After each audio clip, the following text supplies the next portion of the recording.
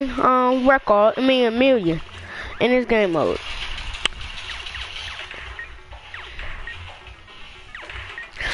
Oh shoot. I'm at the ah!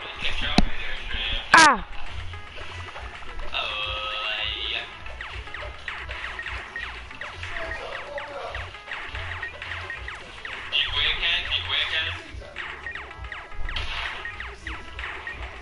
I just fell right into it, dude. Hey, Dad!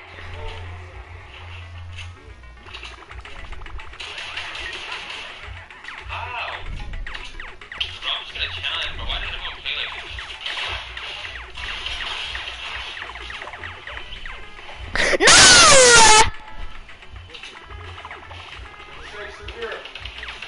Don't you ever think that, blah, blah, blah, blah, blah.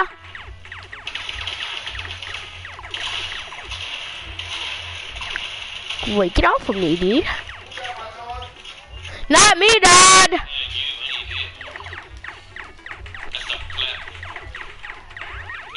Victory! Let's go! Oh, that's the game up in the trailer.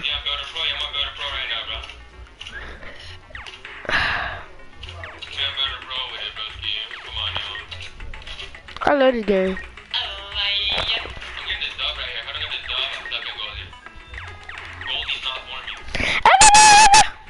Dad! Dad, did you get the thing, Dad?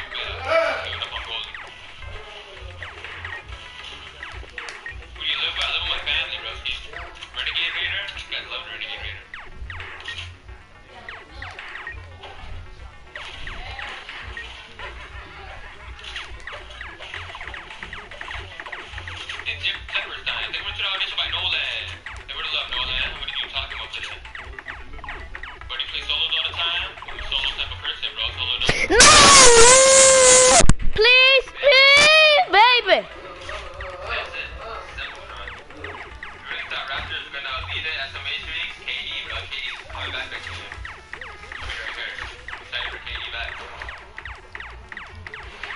Victory! Let's go, baby.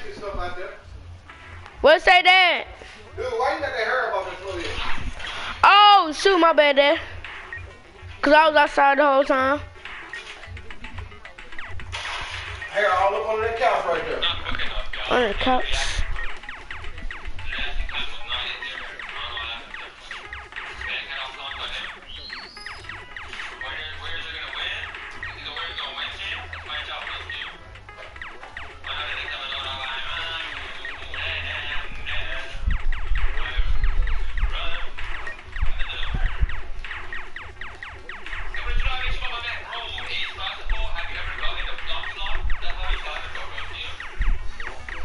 Blah, blah, blah.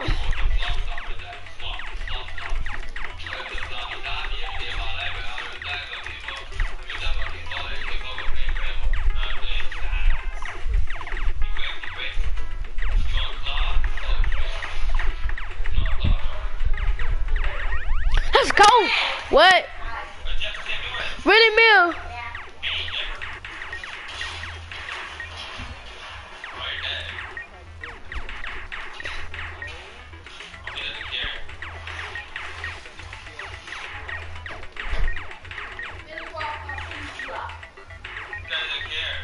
I freaking love this game.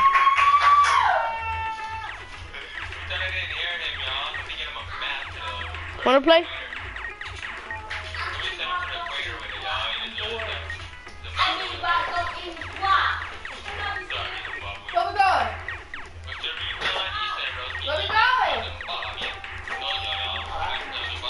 No, no. Let's go, baby.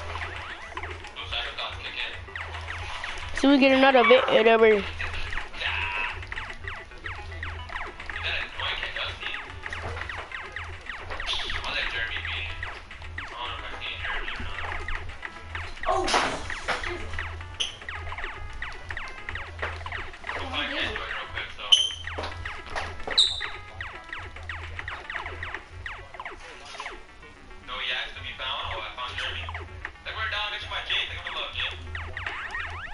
go, baby. Shoot. This Fortnite too.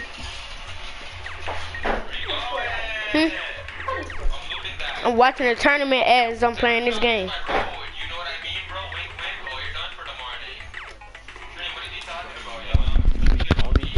Oh, there we go, right there. A couple shots back out in the storm wasn't enough to break it down just yet. He's seeing that. Cosmic deciding to continue to apply pressure. Can't quite pull it off. Again, no big deal. Has the redeploying, going to fly on past. Some shots come out from players on the move. Oh my gosh! Truly I thought punishing. he was fine. Just kidding. Cosmic beamed out of midair. That is so Ouch. rough.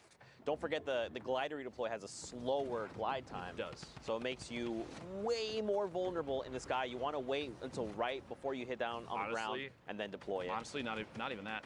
I think the play there was shadow bomb on the way down, prevent fall damage, and just rotate through. Instead, he went for the redeploy. Obviously, hindsight's always 20/20. I was literally going to say that. In the moment, that was the choice that he made. It ended up being not the right one, which is too bad.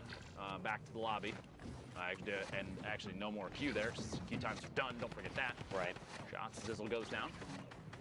Yeah, it finds one. It's always easier for us to be like a little more critical because again, like we just have all of the information here in front of us. Plus, we're the ultimate gamers, so I mean, I am not. You are for sure. Everyone not me. knows that. Everyone does know that. But yeah, sometimes we tend to be a little bit more critical, but you know, we mean it with, of course, the most love because we love Fortnite as much as the player. Let me say this too. Anybody that listens in on commentary, if you hear us talk about your gameplay and we say something that may be perceived as negative, let me tell you with 100% without a doubt, you are better than me. Don't worry. That being said, I can see things that you can't right now, and because of that and my ability to commentate the game, I have the opportunity to say things about your mistakes. Sorry. Don't worry. I hear it from a lot of people every time I mess up in stream. It's all good. 14 players left. Trick FN pushing forward. I did see the man, the myth, the legend, Yogurt Fart in this game as well, so you got to keep your eyes out for that. Big set of plays potential. The names. Here we go. Yep, Yogurt Fart actually there he goes. Feed. Finds an elimination over on Tasky, and we've been in top 15, right? So now we have another round of placement points. This is where going from top 15 to top 5. Ooh. That error margin, much bigger. Benji going to pick up here by Trick. A second one over on Face Maxi. Wow, let's go, Trick. Set of eliminations there. Trick has a chance to keep this going a little bit longer if he wants to. Opts not to, but he is positioned against that mountain edge. Quick window edit and shots before that player can use the launch pad and try and get the heck out of there. Trick moving forward, going to box in and start the rotation. Still not in the safe zone. Yeah. Keep moving. You notice here saving materials just a little bit, not walling off because he knows he's on the ultimate low ground. Oh no, Lupo, the side of the mountain. It's Father Mountain. Look, Trick has to go right now. Cadden is going to do is crank 90s, brother. Yeah, you just got to go up right now. And look, actually, it's fine. Trick caught a player on rotation. Stretch is gone. The edge of the storm here. And he's actually... Where do we go from here? Where are we going from here? We'll find out in 3 seconds. 6 players left. We're looking at the last possible rotation for a lot of people here. Player peeking down from above. Maybe a chance to take shots. We're going to the northwest. He's actually totally fine. Big luck there for Trick. 6-3 builds, down to the last second shot. Oh! Colorful from the top 10. There was also a launch pad. Did he get it? He did not, but at this point, this late, probably not a big deal. 3 players left. Shiga, Caden takes shots, sandwiched between 2. Trick gonna drop down and apply pressure, says, Shiga, you can wait on the ultimate high ground. I'm gonna pick up this elimination, the HP and shield from that. Some materials, Trick down to 8. Man. And that's that. Fall damage. You see that? Shiga just jumped right on in. He probably ran out of builds. Listen, you know, at the end of the day, slid down the edge of the mountain. That's what probably would have been the better play there. But at the end of the day, he lands the ultimate Trick shot. Back over to Sundown in the studio. Sundown, what you got for us, friend? What I don't have is bad jokes like that because he didn't even fire a shot. So well done from Trick there to ride that one out. Good victory royale. I'm here with Monster D. We're going to take a look at some of the gameplay that happened in that last block real quick. Let me hop on up here and let's break these plays down. Yeah, we got a lot going on here, and the player to look out for, E11 Graska. These E11 boys have been on a rampage, and we just want to highlight how much of a rampage these guys have been just going on. Graska in specific here, you'll see a nice string of elims kind of coming out of him, using shadow bombs, just keeping it super technique and super textbook. And I just want to talk about his mentality because I follow him on social media. He is the type of player that wants to improve week after week, and that's what we've seen from his early placements around the 60th, and we've seen as high as 14th with this duo, Daxter. So they are just out of contention. Anyone in that upper top 20th kind of bracket as either a solo or a duo team have what it takes to kind of seal the deal here in these final moments. And this is just a solo competition. Take a look here. But remember, he's going to be another player to look out for next week as well. So keep your eyes on them as, again, just wrapping things up. You saw just a little bit of Trick in the previous game. He wrapped up the likes of him. And look at this. 50 points, right? Trick was in about 55.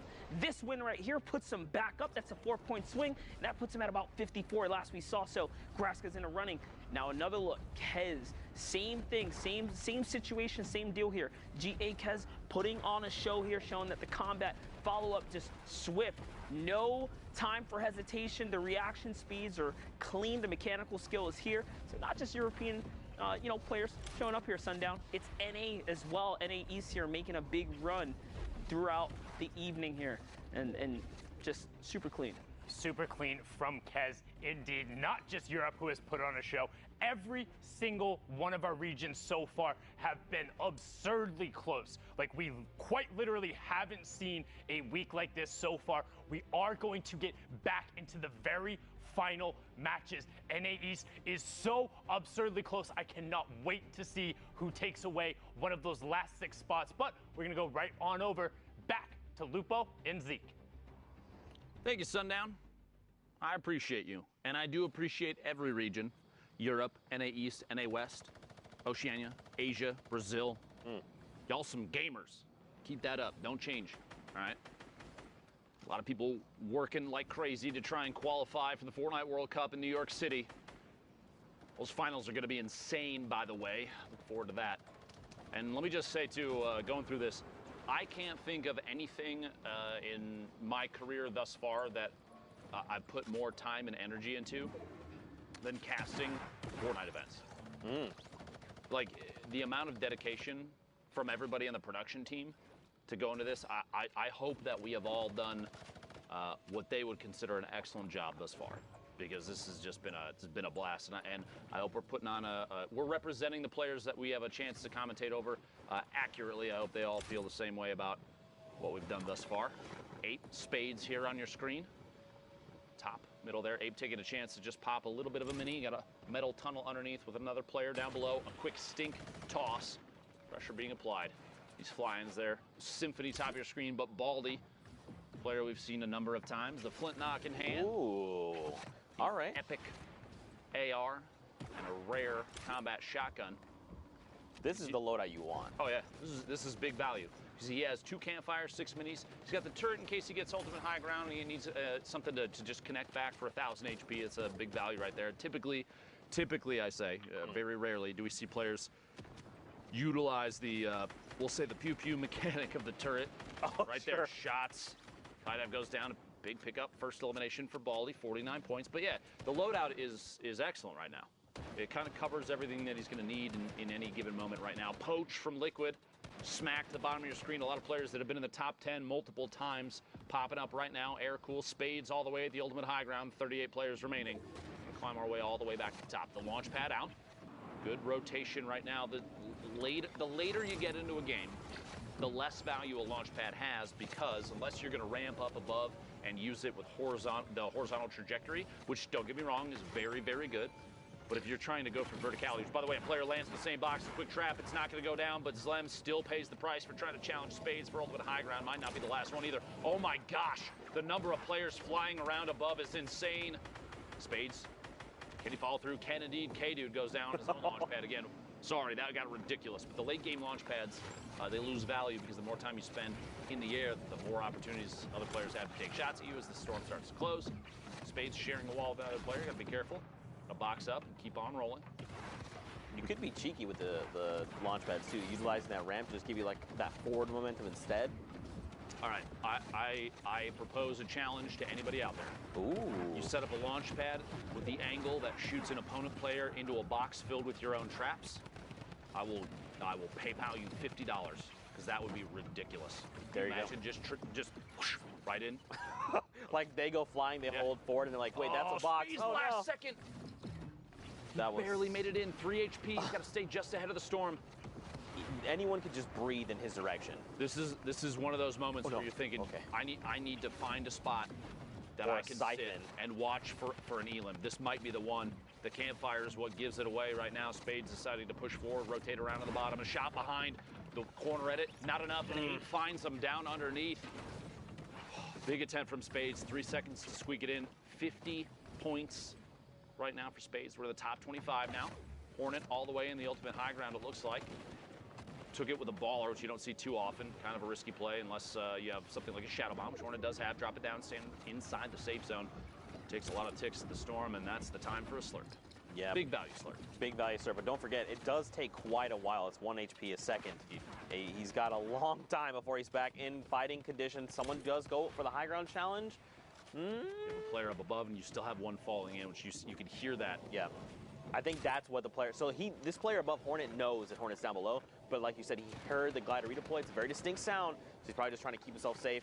Hornet's trying to get aggressive here. He wants his elimination. Okay. Big play.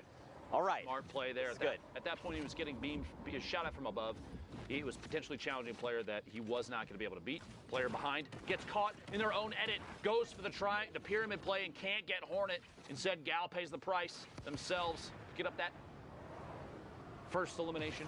14 players left from the top 15 now for that second placements. Oh, God. Inside a box. Finds a player inside. CWV goes down. One more push. Rotation on the outside. Poach in your feed. Eliminated as well. Oh, there's Inside. players all around Lupo. Right underneath another player. They're holding it down. Trying to reset the ramp underneath. Can't get it 3 times. Gonna have to melee their way through. Oh. Very tense situation here. Smacked in your feed. Picking up an elim. We're down to the top 9. Hornet on 36. Oh, my 86 God. HP. 3 elims now for Hornet. A big reactive shot there to stay in this game. A chance for minis. Has 2 ARs. Not a big deal there, but the combat shotgun going to come in big late game. Looking for headshots. Looking for angles from underneath. Hornet pushing forward. 66 builds left. Severe. The ultimate high ground. Players sandwiched in the middle. You hate to see somebody go down and not make it to the top 5, but here it is as the last set of placement points go out for everybody left alive. Severe, Shadow, Mick Cool, Midas, and Hornet, the ultimate low ground. Trying to pop a med kit there. Going to be able to get it off. Going to have to push through this wall. But stay inside. Last second. That might be enough. Coming in from underneath, you see Shadow in the ultimate high ground, popping those minis. There's a natural campfire. He could hit it real quick. He doesn't. Okay. No chance for a take, but he finds Shadow and gets the elimination, the victory royale, and a cool little dance move to top it off. Well played, Hornet. That's the dance I know how to do, sort of. Bro, that was great. So much happened. Like A lot happened in the last second. Like technical skill-wise, game sense-wise, knowing how to like get players to do what you want them to do. Hornet's heads up flick while rotating in the last second to stay alive. Yes. Was huge. Against Smacked, And that was insane. Literally jumped over his head, boom. 180 flicked him. Made his way the rest of the way in. Well played there. And you got to think too, that's going to affect Smack's potential Exactly. leaderboard setup, Exactly. right? Maybe that shuts him down, and maybe that could have been his last game. We don't know how that's going to affect the standings until we take a look later on. Don't forget, there's only the 6 spots here. Listen, at least Golden That was Boy's insane. At least Golden Boy is not here to call him smoke, is all I'm saying. JDW in your feed, picking off Complexity's Macwood. 46 players now. That's a very early elimination for the player from Complexity. Sentinel's Animals, 0 eliminations, 63 builds. This Some minis, some Shadow. We're starting to see a trend. Let me just put this out there, and you let me know if you agree or not. All right. Consistency across the board for loadouts is typically combat shotgun, an AR of some sort, Right. 1 or 2 mobility items, and a heal. And Yes. if it's not 2 mobility items, it's only 1. I would say potentially 2 heals, and then the last utility slot, if it's not 2 heals, you could say is a heavy sniper or flintlock. Yes. So It's typically like we're every seeing single loadout. pretty much exactly that. So it's either going to be 2, like let's say it's like a rift, some kind of mobility, 2 heals. Sometimes we see people, even if they're lucky to find them along the game, We've seen people with like 6 half shields, right? Oh, yeah. 2 whole slots dedicated to 3 half shields apiece. And then you're like, oh, this guy just wants to fight the whole time. I want to make a point, too, so that it's not misconstrued what I'm trying to say. I'm not saying that everyone runs the exact same thing all the time because it's the only thing to run. I'm saying people are running the same consistent builds because consistency is huge in a BR game. And if you have a loadout that is consistently showing top performance, players are going to favor it. That's something to take note of if you're trying to step your own game up. Maybe you're not going to make it to this World Cup, but I guarantee you there's going to be events from Epic for Fortnite in the future. This ain't the end, believe me. And so learning those kind of setups and watching how the meta changes as the game evolves. I mean, we're getting updates that change things weekly. So you have players every single time that they're, and this has been, at this point, y'all, if you have not accepted that is Fortnite, you need to just accept that that's Fortnite. Now, let's all finally settle and say, yes, it is a game that includes an evolution of meta constantly, which means the players are constantly being pushed to try and figure out how to play the next setup the best. And that's good. You want that because I'm gonna be very honest with you. From a spectator side, I feel like potentially a level of staleness would happen if you're like, all right, we're back to a pump shotgun and an SMG to swap to. Pump shotgun, SMG to swap to. I feel like the combat shotgun has created more opportunities for back-to-back eliminations. You see Fiber going down there to Animal. It's just a situation where the game is trying to evolve in a way that makes it more representative of higher skill players and less representative of this guy is really good at the one thing all the time. You want to see people that can do it all. Right. You want the jack of all trades players to shine because they're the ones that have really put in a crazy amount of effort. They have skill, the knowledge to pick up everything about the game that they can as it changes. Sorry, I'm so long-winded about this. I'm very passionate about competitive Fortnite. Yeah. It's become such a big piece of what I do and what you do, especially you. I mean, you've been around for a long time. Just about the beginning. Just about. Exactly. And so it's like, it's just one of those things I want to see the game evolve and grow in a healthy way. And I know there's some people that are not happy with how the game is now, but you have to at least admit, those people have to at least admit that they're happy with the way that, I mean, an esport has continued to evolve. It has. It's undeniable. Yeah, sure. And maybe just like expand upon that just a little bit more. Fortnite is an ever-evolving game. And it is a battle royale, and there is some kind of randomness involved in that, right? Like you land in a POI, and there's some form of random. Well, you can harness that. Correct, and it's why these players excel is because they can minimize that randomness factor, right? Like you said, their consistency. What can they do to minimize that randomness and give them an edge, which then propels them forward and continues moving forward? Unknown, great example. He knows what he does best. His rifling skills, his combat skills, his long-range shots. He's in a great position to do this, right? He didn't just land on this loadout. He worked for this loadout. He said, where do I need to go? When do I need to fight? Do I need to fight now? To get it? Exactly. There's so much. Like, on the surface, Fortnite may seem like, I guess, borderline one-dimensional, kind of, but there's actually so much depth to the game. I wouldn't even say on the surface it seems that way. You've got building and shooting and strategic positioning. Yeah, there's a lot to it. Elevation, game changes, what you land with, how you're feeling on the day, what your skills are like, where you've spent your time. Have you done your shooting practice? Have you gone into playgrounds before then to practice up your building skills? There's so much. This is why I love Fortnite, dude. You're gonna make me nerd out, and we're gonna have long conversations about this. This has been Deep Thoughts with Lupo and Zeke. Meanwhile, top 5 situation. My apologies for all that. Unknown from KNG with 6 eliminations. 19 builds. That Rift may or may not come into use here. It'll be tough to know just yet. TJ, the ultimate low ground. We're already in the top 3. The swap there, Baltic, Dylan, Glow Navy going down outside in the storm. Unknown dropping in and challenging Jfree, but he actually gets dropped all the way to the bottom. Stuck top to bottom of TJ. Oh my! Box, the traps. Oh my gosh, he completely shuts down Jfree. But look at the health difference. If he's not careful, dude, and they spend time in the storm, Jfree has health advantage. He's got to be really careful how he approaches this. The slurp, though, Unknown could potentially pop it. Should here momentarily, I almost anticipate. Here we go. Do you think he just waits for him to drop down and try and rips him and hopes that the slurp is enough to tick him over? We'll see. Moving with the storm, Jay Free in the ultimate high. He's still ticking 13. No builds for unknown. He's going to have to. Yep, there we go. The shots. Combat shotgun from underneath. Can't quite connect. 20. Does not tick out to the storm. Instead, finds a shot on Jay Free. The celebratory rift to go into the sky. Unknown, well played. No builds left. No problem. Bro, that was absolutely insane. Sundown, monster D-face. Was that not just the craziest end to that game? That ending was absolutely absurd. Nice celebratory rift there from the controller lord KNG Unknown. Well done to get the victory royale there. But not only was it a fantastic finish to that match, that is it from NA East. It's done. All the matches are played. The standings are final, and Monster and I are going to break them down. Dude, are you guys ready for this? Are you guys ready for this?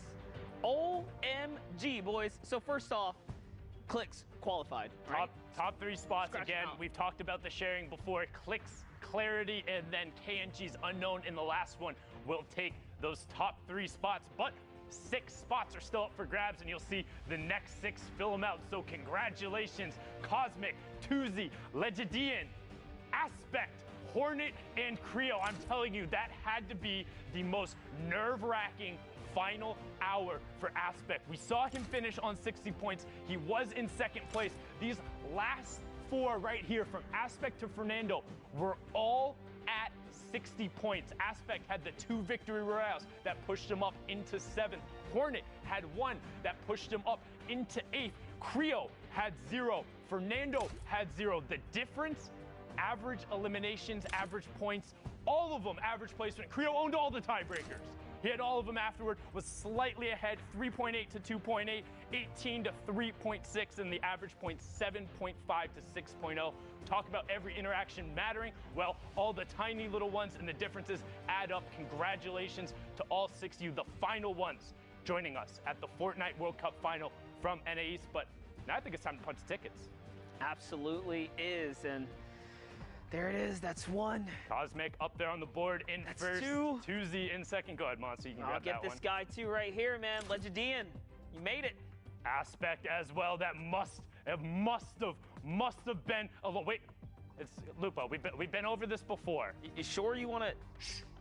Are you feel? Okay. This guy, man. He tried his best. It's all right.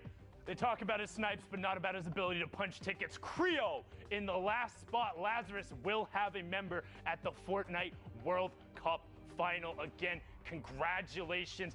But you can see out of the 19 spots up here, only 17 have been filled. We have 2 more for you coming out of NA West.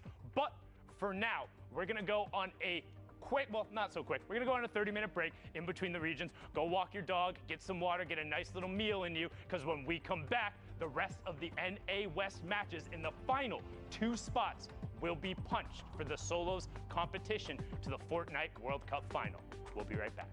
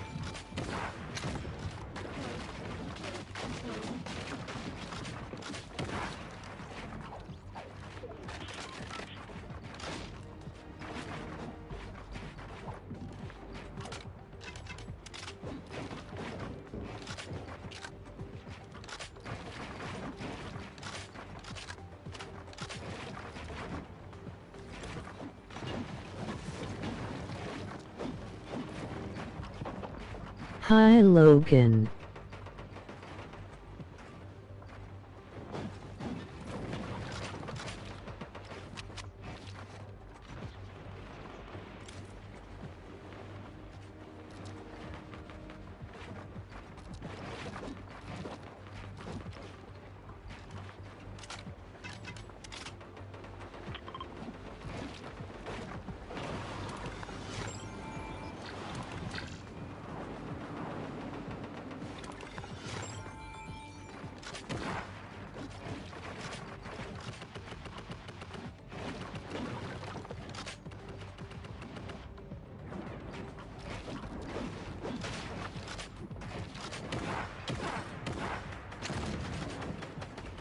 FaZe Jarvis to win again.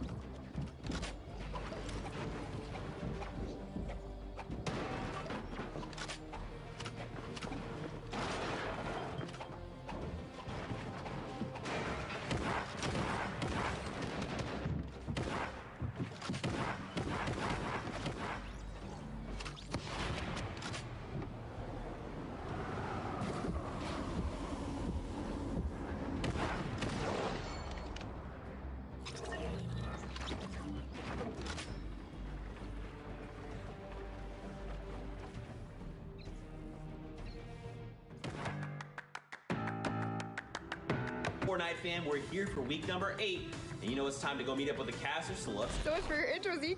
Spooky, no! It's time for a weekend! I'm Golden Boy, one of your hosts, and we're gonna jump right in. I am so excited to be casting these games today. We are back. All right, so we're getting ready. It's been a really great day so far.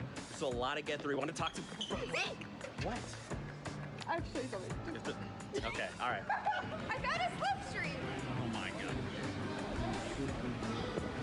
Oh my god. Squints! Yeah? So you're the in-game producer. Yep. But is there more we need to know about in-game observing?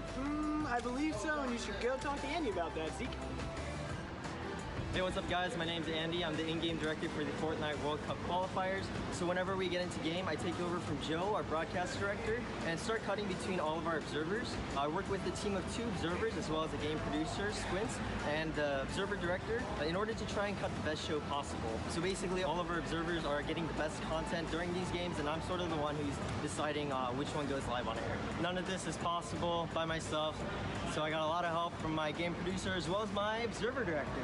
Hey guys, I'm Jeff Rose. I am the observer director, so I work with every observer individually, make sure they get the greatest shots, the greatest stories, so that when we go to Andy and he goes and cuts the show, he makes sure that you guys are seeing the best quality content that you can. Check out the next block of NA West.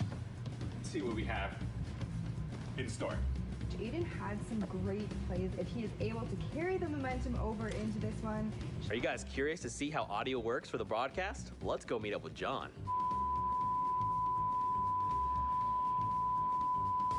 Hi, I'm John. I'm the audio mixer, or A1, on Fortnite. Welcome, Fortnite fam, to the audio booth. This is the audio board. All the audio that you hear goes through my hands. This is all of our wireless microphones for all of our talent. And then right here are all of our in-ear monitors, or IFTs, so that I can talk to talent. Like, usually it's something like, hey, Zeke, turn on your mic. And then they turn on their mics. I think Zeke should have heard that right now. Did you hear that? Nice. Also, I have a window.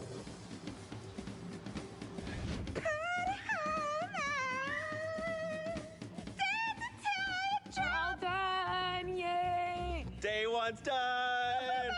What are you talking about? World Cup finals over, guys, okay? I won everything. Guys, I just want to let you know, my favorite person in the world is in this room. Wow. Which one do you think it is? It's not me. I'm happy to tell you. It's not me. It's actually Kitty Plays. Boom! Right there! You know, it's not easy making this look good. Let's go meet up with Monique, the makeup artist, to see how she gets all this done. No, I don't like that guy, Zeke. He's such a... Oh, hey! Hi, I'm Mo. I'm the makeup artist. I'm the one that makes these nerds look beautiful. Oh, Zeke. Sorry, let me just reel.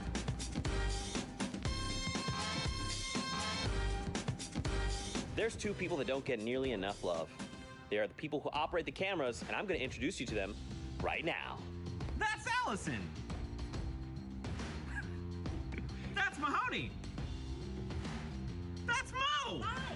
Touched on right there is when he gets knocked out with that RPG, instantly rips. Oh my goodness, that was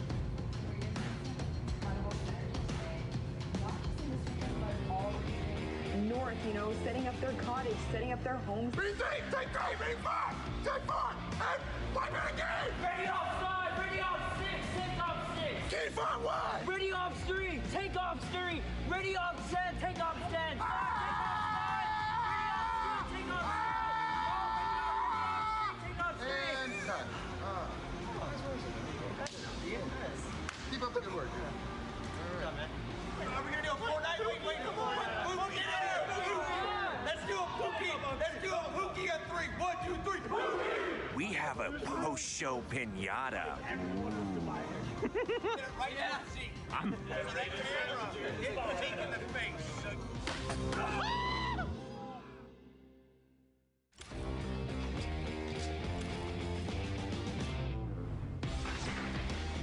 We've seen 8 weeks of amazing Fortnite Battle Royale action. Players from all around the globe have battled it out, and some have been able to already book their ticket to New York City to compete in the Fortnite World Cup final in front of thousands of live fans. $8 million has already been given away, and now we're coming down to the wire. Week 9 is the final opportunity for competitors to try and qualify for the solos competition. Who will join the likes of Dubs, Stompy, Tfue, and X2 Jordan on the stage in New York City? Who will be able to clutch up in their final moments, in their last fights, to earn one of the final 19 spots? And with the last 2 weeks on the horizon, we are increasing the weekly prize pool to $2 million. So, get on the battle bus and drop in. This is your last chance to name yourself among the best of the best and to build your way to a spot at the Fortnite World Cup final. What are you waiting for? The battle is building, and you don't want to miss out.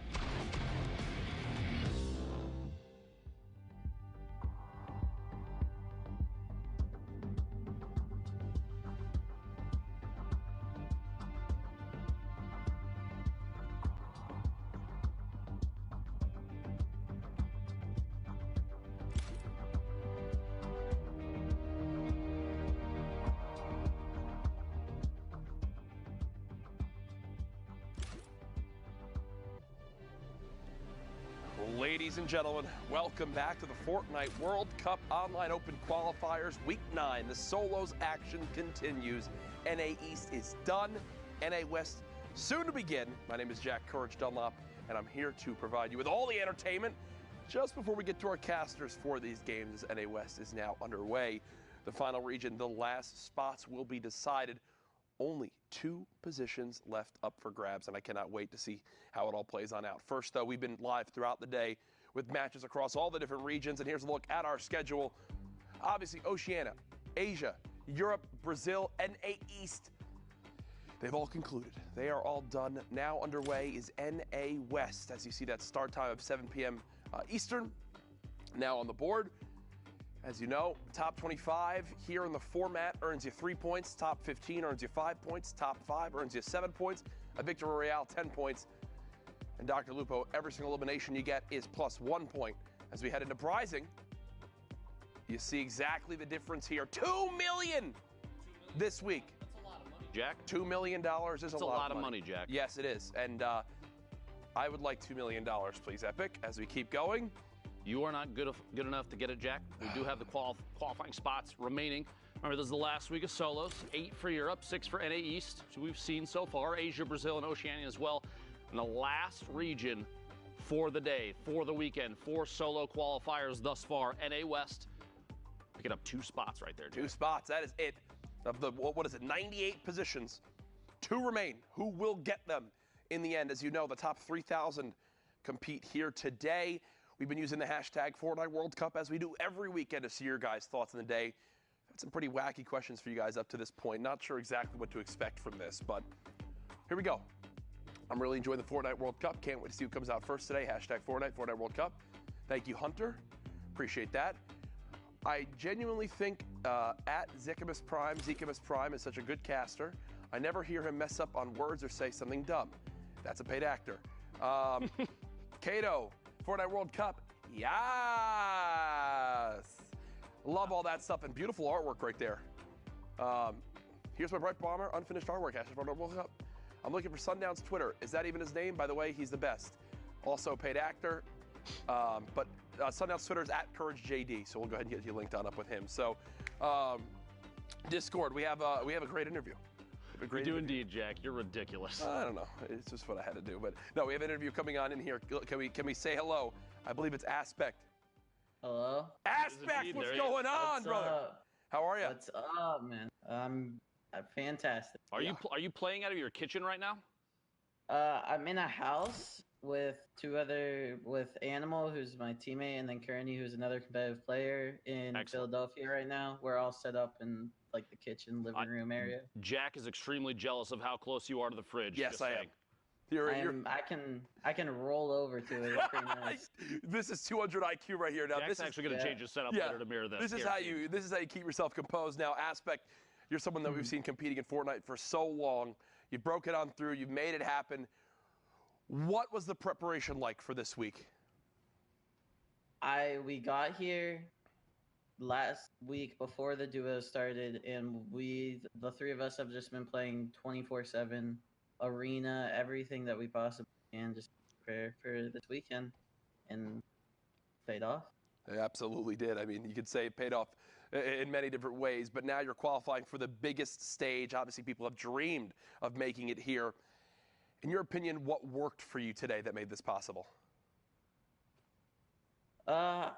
I won my fight off spawns when they really needed to, and I just had really good internet connection, and that helped a lot. Like, I was just able to take people's walls. Like, hey, a lot of things that really needed to go right went right. It seems to be in the games that needed to. Exactly. It seems to be a lot of people's answers. The things you need to go right do go right. You can't complain with that one too much.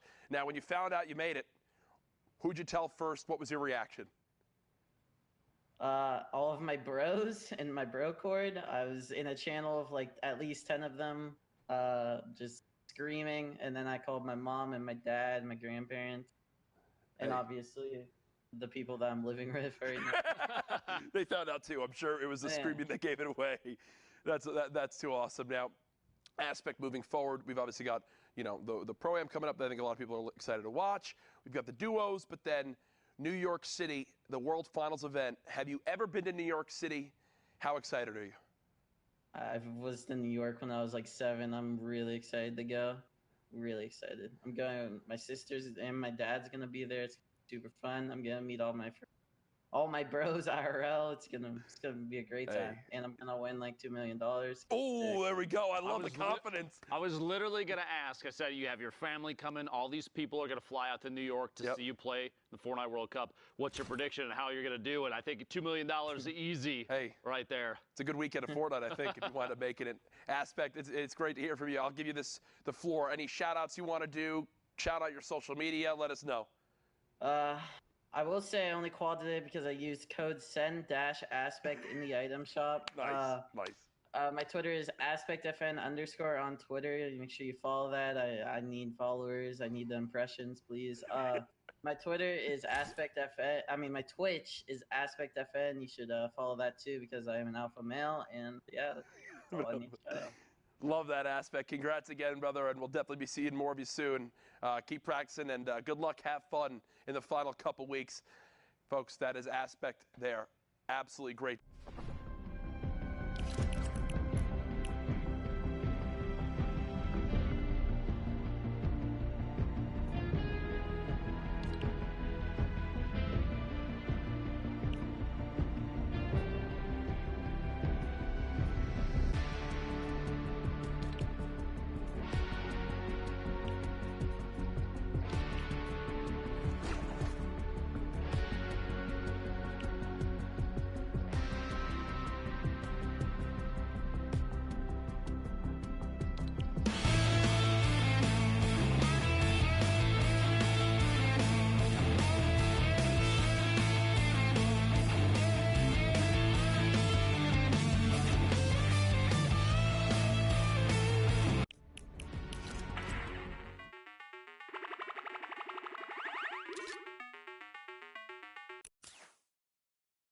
Taco shop that close to courage. Something could have gone terribly wrong. I'm Zeke.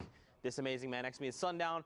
We are getting ready, guys. The final opportunity for a lot of these players to qualify here in NA West. The last chance.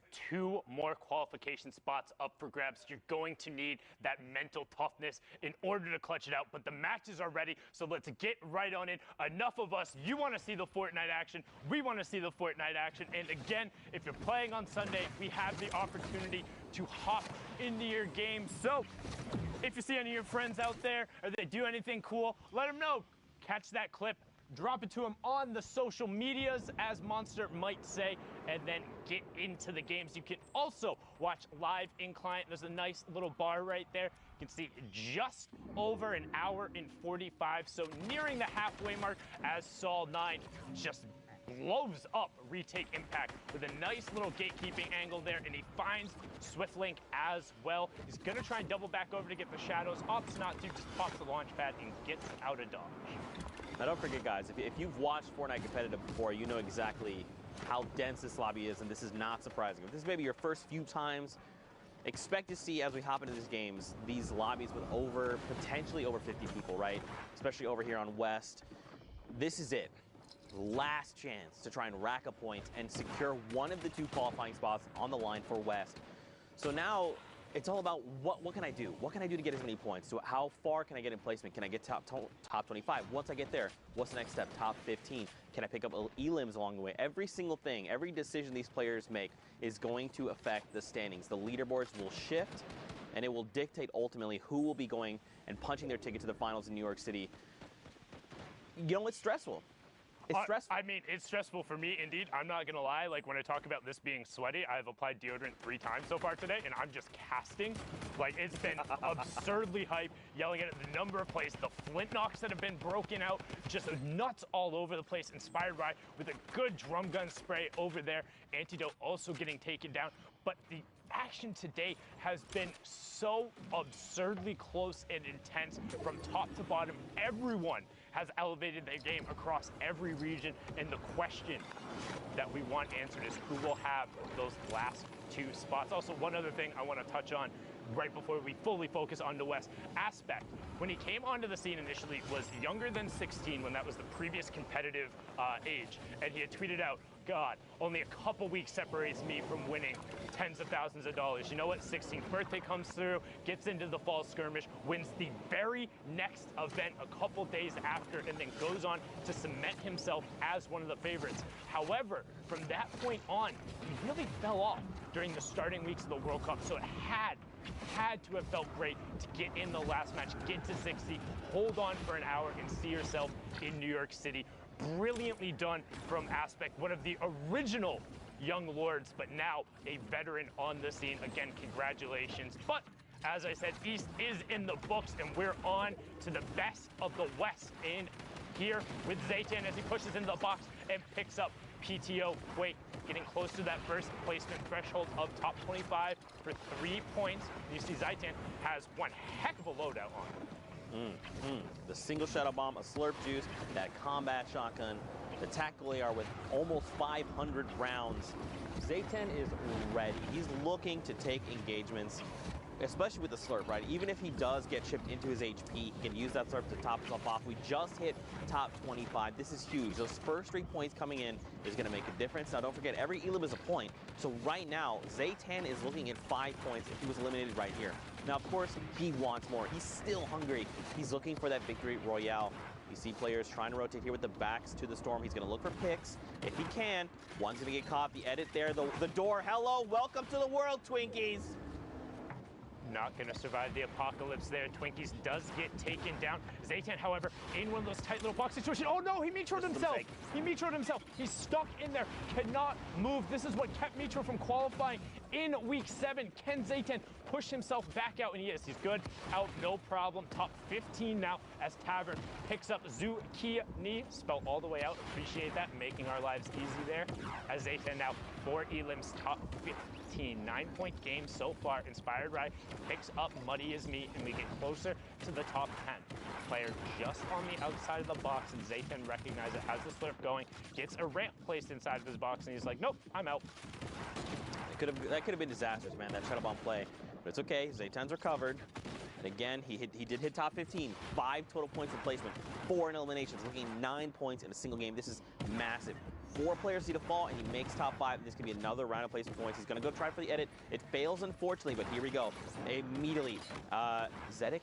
I think it's Edic, not positive there. Okay, the X's always confuse me. Edic there, going to be shut down, but look at this. Look at the incline. Right now, Zaytan made the smart play using the Shadow Bomb to Billy Goat or Mr. Savage his way up before everyone else. 5 players remaining now, so we're into the last placement threshold. Drizzle goes down. Here's Old Man Mountain. You see Saul desperately trying to get around it. Oh, but Inspired opts to take a shot with his assault rifle. Can he find anything? Looks like it's just going to be a straight up 1v1. No, the zone comes back over. Inspired, no, gets ticked out right before. So now straight up 1v1. Zaytan versus Tavern. Tavern on no bells pushes out, and Zaytan from the high ground. We saw him. He was only on the 2 elims when we hopped on board.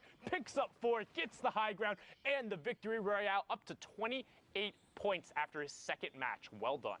And I mean, him using that Shadow Bomb to just make the rotation early, these are the things you have to do, especially when trying to navigate around a mountain. He immediately said, look, I know what's going to happen here. Everyone's going to get trapped down below. I just need to get up there and establish myself. Everyone has to then come to me. I'm going to just sit here and gatekeep, and it works in his favor. Victory all going his way, but of course, more action on deck. Next game, again, we talk about these dense lobbies. 45 people, 20 people need to be eliminated before we hit round of placement points, and this is Storm Circle 5. Storm Circle 5, so it's in that overlapping zone. You can see it in the bottom right-hand corner. The blue circle indicates where the current safe zone is. The white circle indicates where the new one is. So all the players who are already inside that next white circle will have priority on shooting everyone else who has to rotate in. Psycho is one of those guys who has a gray AR as well as the legendary hand cannon. So decent pressure potential, but not the best in the world. We do see Harrians over there on the side, or Snorre, name spelled backwards. You have Psychic over there in the bottom right, as well as Technique on the lower half of Psycho. Going to continue to just pour shots into people. Has a pretty good angle and is very well covered, so shouldn't be threatened here. It just kind of wants to wait out until the zone closes. You can see it coming in now. Oh, someone's in the box!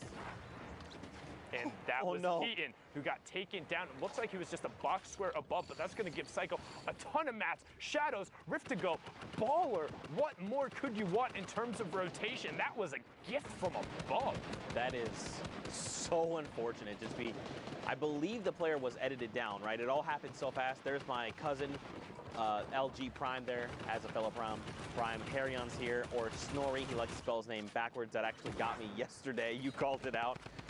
You know, I feel like I kind of like this too because it makes sense with a capital H at the end. Yeah, it's the capital that got me because like that used to be a very big thing in a couple of the other competitive games that I played before. Is people when they would go to like major LAN events or even just local ones would spell their name backwards, and then Centro gets utterly abused. Not going to put that clip on YouTube as Harrians picks that up, and he has a full little shop down there. I mean, he could just be hanging out. You see the Storm Surge warning come on through. If you are unfamiliar with Storm Surge, the way it works, if you have not been dealing damage to opposing players, just been super passive, maybe hanging out in a ball on the low ground or in a 1-by-1 the whole time, you will be punished. Inactivity is not something that will be granted when there's this many players who are left. It's 10 damage per tick as it comes through, and Harrians again goes to put the traps out. His baller does get eaten by it, but Amu Okami gets taken down. He's gonna be okay with that. Has the Rift as well in case he needs to get out of dodge tool, but there's a player directly behind it. Rift right now. Yep, there you go. Takes him with you, and he's just gonna get back into the center zone. You actually saw he pulled 2 other players with him outside the one. They're just in shadow form. Very tough spot right now. 45 effective HP. He's gonna have to burn the campfire, but this is gonna tell the entire lobby, I am in critical condition. Please leave me alone. Let's just play fair here.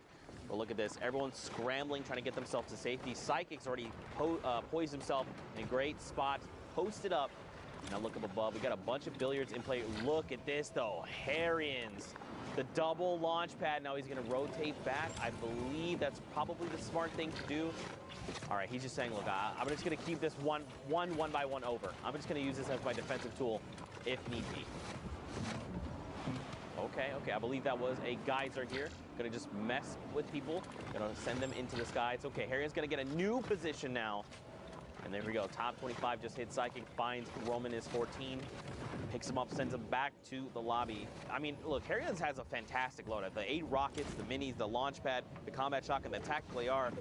He's ready to just take this lobby by storm. Yeah, but he needs to find the space to use it, and that's going to be a play right there. Gets Rubizzle with the direct impact, and then gets SX Beast with the collateral damage, knocking the build down and causing the fall. Can he find the connection? He does. Drops that player down. Will it connect for an Elim? No, not going through.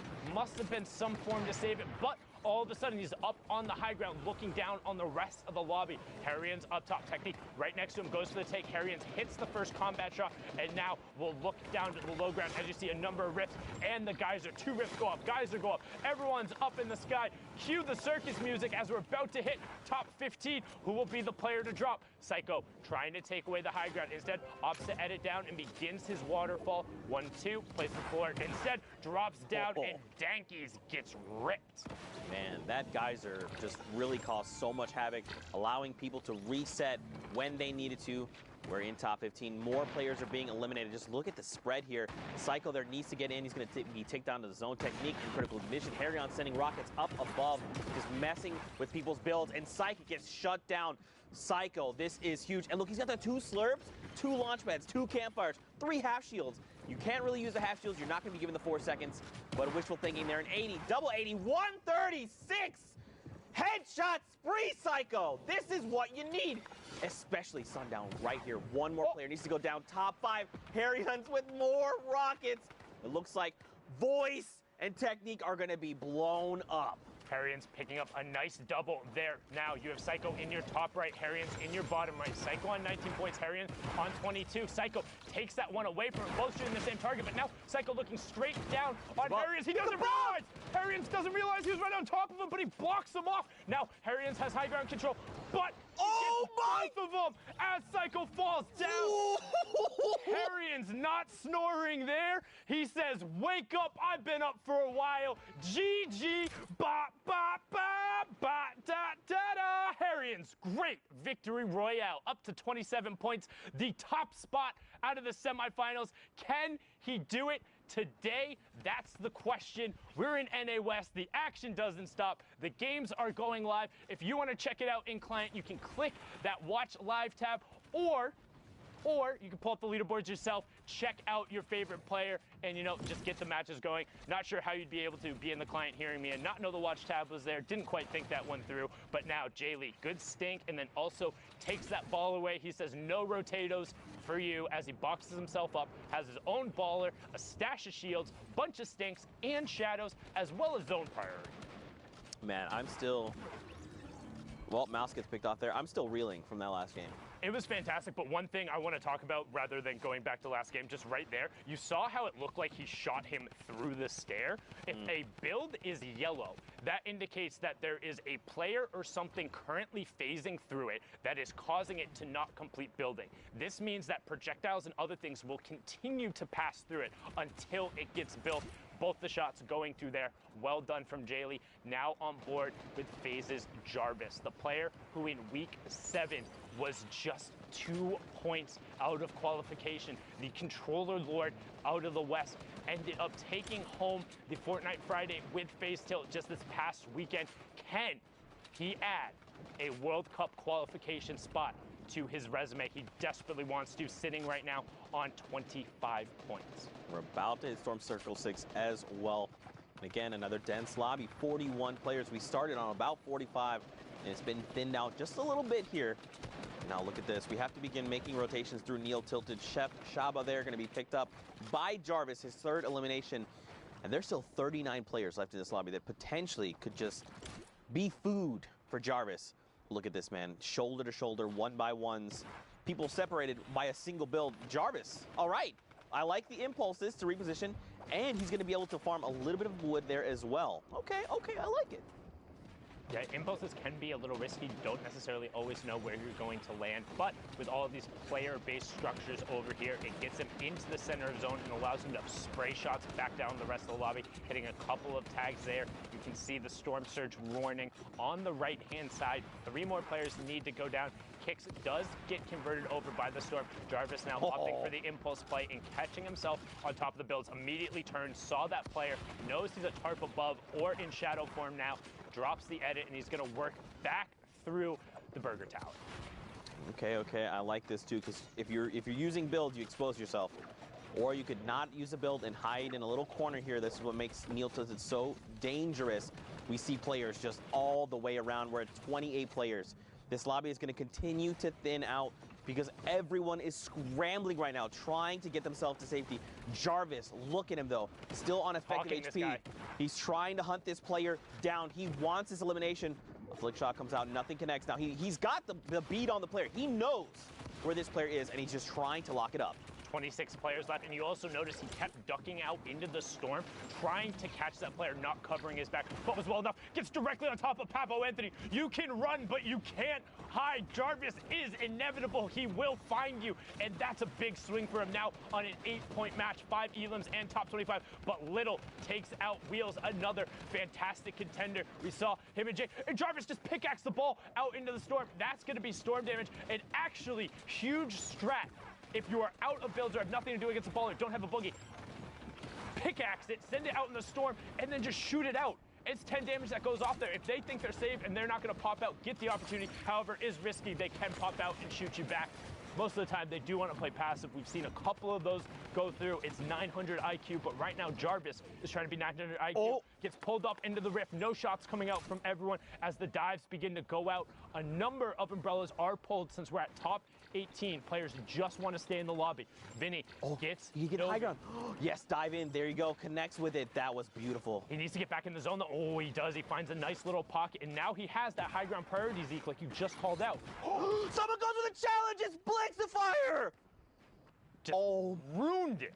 And a dude just outside top 15. That's so rough when you put in that much time, but he's going to be okay with that. Still a double-digit performance there out of Jarvis. Now Blixifier drops down onto a little girl trying to get out and over around the side. No, that's not who's playing. That's his name. As we check over into the mid-tarp, you've got World Cup Deuces trying to manifest that positive energy, doing everything he can. We've seen him in these lobbies before, but Barrow is trying to have a say about it. The duo qualifiers wanting a solo spot desperately, and Arkham trying to get one of those as Spicy gets picked up on the way down. Barely even a reaction. I didn't even see him there right out of the side, but Arkham gonna keep working down. Has the uncommon attack, notices the player in that baller right next to him. He does drop out. Can he create the distance? And he does. Deuce is still in as he gets Little. Twinkies picks up Spiky and Localist goes down, so we're closing in on the top 5. You see the trap on the ceiling. Arkham gets 2 tags and now needs to pickaxe his way through. Can't go that way. Knows there's a trap and he finds Jay Lee. Navigating this building, the technical savvy, the ability to remain calm. Arkham, you are a legend, but look up top though. Barrow, look, his HP is very low. He's got the RPGs, 3 left. He's gonna start sending these rockets down to this mid-ground tarp. Deuces, Zed, Snipes, they're gonna be all forced down toward Arkham. But look, we're going up on the side of this mountain. They need to make something happen. They need to, okay, they're just gonna battle it out. Arkham here, the lowest HP, the rocket gonna come in and protect himself. He's in the zone, oh my God! He got it! That was sick. Arkham was so good while Barrow had the high ground control. Everyone funneled into Arkham, and he says, welcome, I'm the meat grinder on the bottom. Give me it all. Give me the elims. Give me the victory royale. And you know what? I'm going to try and get one of those qualification spots. Brilliantly done from Arkham. 1x there, closing it out with the victory royale and staying savvy. The rocket pressure from the high ground was immense. You're playing in the Fortnite World Cup Online Open Qualifier Final. There's 2 spots on the line, and you cover yourself the entire time just knowing you have the zone, knowing you have the pressure. That is intelligent game sense defined right there from the Week 2 duo qualifier. Desperately trying to find a spot as we now cross the halfway mark of the queue times on NA West.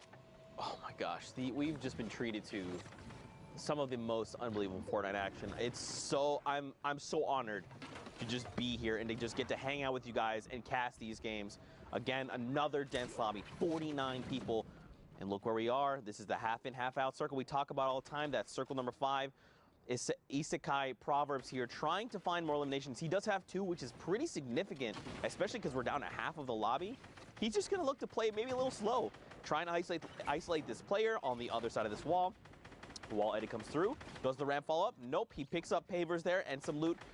If I didn't even see that. Check your ceiling. I didn't even see. I was like, he's going to walk in and get the loot. If that was me, I would be gone. That's it. I would have been eliminated. Actually, I wouldn't even be competing here because this is the finals, top 8,000 in the region. I would not have made it this far. But that was very Proverbs. Let's go, man. Great eyesight. It's like a hawk. I'm not even going to ask you what your arena score is as we hop on board. You know here. what my arena score is. You see Saf there on the far left side, Carson up top. Cheek's also putting some shots down towards him. You have Redux on the side, and right now Proverbs is in that firing tunnel, and he says, nah, I'm good. Out of there, no thank you, want nothing to do with that. Pops the last of his shadow bombs and gets all the way over into the priority side of the zone. Look at the bottom right-hand side. The whole lobby has to rotate past Proverbs, so what are they gonna do? They're gonna pressure him, saying, nah, you don't get to hold that spot for free. And I mean, look at the health, man. Down to 29. If the lobby decides to turn on Proverbs, he's going to get picked off. He just needs to take a second, bury himself down in these builds, and start either looking for a siphon, get the meds, or the minis. One thing else, too, want to call out, mispronounced your name yesterday. You saw Code Cali there on the bottom, another player who had a great day, but we're on board here with Twitch Maximo as he drops in, and this thing just stand still. Stand still. Hello? Hello? Okay, you missed the first one. No! I don't know why he was trying to wiggle there and trying to be a little cheeky about it. He does get the 63 though, Sundown. He should get this. The player's in the storm. We'll get the storm tick over. There it is. But the question is, how much does it cost him? Because that should have been free, and it should have given him the high ground control. So can he get that back? We're getting closer in to the top 25. Instead, just going to use the redeploy. He picked up and hop right over. Good bunny hop to maintain the momentum and continue going. Again, when we talk about bunny hop, spamming jump, when you're touching the ground, you can retain some of your momentum, but be careful. Might carry you off the map. I've done that a couple times, I swear. Very not pretty. As we see here, Moni pushing over 34 players remaining, so still not at that first placement threshold. You see Acho Tipasolo getting picked up on the low ground by Lorelei there. Mo also in this match. S2 still representing on that West Coast, the friend group who is all about getting better at Fortnite, and they're representing hard here. Jae Young picks up evade mood, and we have our top 25. Broxter gets Knives FN right away. Aether goes down as well, so 8 more spots until we get the next one. And Broxter now knows the player's not going to cover his 6, drops right down on top of him. Hello, Moni, hello? Open your ears up, man. He is right next to you, but well done there from Broxter. Not double jumping, being patient. That's what we talk about. Don't need to be sprinting next to him. Use those fast pace, but you've got to be keeping an eye out on those heartbeats. No, it's incredibly difficult as we get closer to the second placement threshold. 17 players remaining, and the 7th zone is closing. And of course, it wouldn't be a game if we weren't trying to traverse Father Mountain. Oh, thankfully, the storm goes in the completely opposite direction. It was just a tease. It was just a joke, but look down below. Rapid gets picked up. Holds 45 there. Going to be going toe-to-toe up on the high ground, though. Lore here is going to be battling it out with Lore the second. So, Lore, you're Lore. There we go. Top 10 here. Lore on the high ground. All right, a bunch of players have fallen. We're now 7 players remain. Great shadow bomb to keep Lore here, just ensuring no fall damage is taken. But look at everyone else. They're deep within the builds. You've got 2 players down below that aren't building. They've got to be out of materials. Can Lore take advantage of the Broxter up on top? He still has them. But look at everyone down below. Everyone else is battling it out right now. Yeah, we're into the top 5, top 4 now. Broxter top right on the high ground. He says, no, I don't need high ground. Let's just join the fray down here. Only 1 tarp above. Lore gets Mo and gets the match from it. There, Broxter gets I Am Trial. Lore has a shadow if he wants to try and retake. Zone is closing. Also has 75 to the 24 build, but Broxter doesn't care. Shoot first, ask questions later. Broxter putting pressure onto Lore. Knows the zone is there. Lore tries to dip out and around, but too clever for your own good. Broxter, 5 elims and the victory royale, 15 points there to push him up to 32. That match was ridiculous, but for now, we're going to throw it back on over to Courage, who's in the studio. Thank you, gentlemen. Yes, great energy from Zeke and Sundown. What you don't see behind the scenes is Zeke currently taking his shoes off, got the socks out. He honestly looks extremely relaxed. He's looking real comfortable. The energy's there. I like it. I respect it. I love hearing those two on the mic. Courage joined by Dr. Lupo as we catch up to speed on a few things going on while the NA West action unfolds. Obviously intense down to the wire in some of those games right there. Arkham with a big performance. We saw Jarvis with an unfortunate demise there in 16th place. But Ben, I know you've got some things you want to show us. It's actually funny you mentioned both of those players, Jarvis. Harrians as well on that list, and Arkham to end it. We have a set of replays. We're going to look at all 3 players and what they've done thus far for NA West. Pretty crazy how fast-paced things happen in these games, and I think NA West is one. They don't shy away from, the pace of what we've seen from EU and NA East. Shots inside a box, awareness, very, very important at Fortnite. See, Harrians here, a number of plays repeatedly showing. He's got the awareness, the ability to build up basically chasing his own rocket down in that clip right there to match a player elevation, shots from above, swap out the RPG, one of the most powerful weapons late game, especially when you have a swarm of players underneath. Repeated shots. Give me a combat shotgun and an RPG in a high-skilled player's hands, and I guarantee you, you'll see a feed. Right. It's going to be absolutely ridiculous. Matching height there, catching Psycho on the rotation down, but like you said, Aaron's not the only player from NA West putting on a good show. Jarvis, you mentioned shots on the outside, little peek shot on another player, getting third party, taking opportunities every time they have a chance. Very, very important that players are paying attention to who's around them and what exactly they're doing and maybe what other people are doing to them. Jarvis says the impulse over the top, flying away there. Get an escape. You got a landing on top of another baller player. Papo Anthony goes down and picks up a quick little set of loot. We've seen those kind of chases pretty often too. You have players that are flying through the air and they'll follow someone on a redeploy or baller, the rift to go and landing literally inside the same box, taking ownership of it. You mentioned Arkham here. Patience is so key. We're in the top 5 at the very end here, and Arkham sitting on the ultimate low ground, waiting for players literally to drop in like that. Deuces goes down, another one, and Arkham's just going for a flick, looking for the next, finds a follow-up. Another one, back to back to back to back, and Arkham doesn't even need to climb his way out until the very last second, and even then, Barl goes down to himself. Yeah. The feed, Arkham took it over. NA West, just top-tier awareness, but still at 49 points, still in first place. Pika from WBG, but Harrian's right here. We saw a ton of clips from him at the beginning of this set of replays there. Yep. Taking second place Pika, so far. Pika 3 games played, 3 wins. Thankfully for everyone else on this list, Pika already qualified. So because Pika's already qualified, it would be players in second and third if it were to remain this same score line. We'll see if that happens though, Dr. Lupo. So far, NA West looking great. Obviously still some time to queue. So that being said, throw it back, Jack. Maybe send it back on over to our casters to keep the action going. Zeke and Sundown, take it away. Thank you guys so much. Oh, did I cut you off? You want to do it? All right, let's pretend Oh, no, that's fine. You can take it. It was cool. I didn't have my hand up or anything. It's fine. Too busy showing everyone how you're lounging. Yeah, no, I feel... Did you use the hashtag Fortnite World Cup? I did. Oh, in okay, fact. good. Yeah, so just for your context, in case you're just tuning in, Dr. Lupo and Courage JD decided to go ahead and call me out, expose me, say that I'm straight lounging right now. If you check Twitter, it's true. That's all I'm gonna say. That's just Zeke low-key trying to plug his Twitter there. Don't give him the impression. I didn't say anything. Didn't say anything. Oh, yep, nothing low-key about it. Indeed, as we're all here on board with Dexstar. 43 players left in the lobby, and it's about to crunch it down. And again, you saw the standings right before this. That was basically a who's who of who hasn't qualified yet in terms of the NA West side. Minus Pika, all of those other players have been so absurdly close. CJ, Harrians, Domo, all of them have been up on that board, and this is the last opportunity. Cannot stress that enough. The final 2 solo spots will be decided in this last block. If you want to be on the stage, you have to put up or shut up right now. Because if you don't, you're going to be sitting there and you're going to be regretting it. You're going to be feeling like you didn't accomplish it. But one other thing that I desperately have to state. Just because you don't qualify for New York City means you're a bad Fortnite player. Anytime you make it to Sunday in your region, you are in the very top percentile of the people who play this game. There are millions and tens of millions of people who have tried and played Fortnite. Don't get discouraged. You are incredibly good. You are among the best of the best. If you want to continue taking it seriously, there will be something to play for. It's not going anywhere.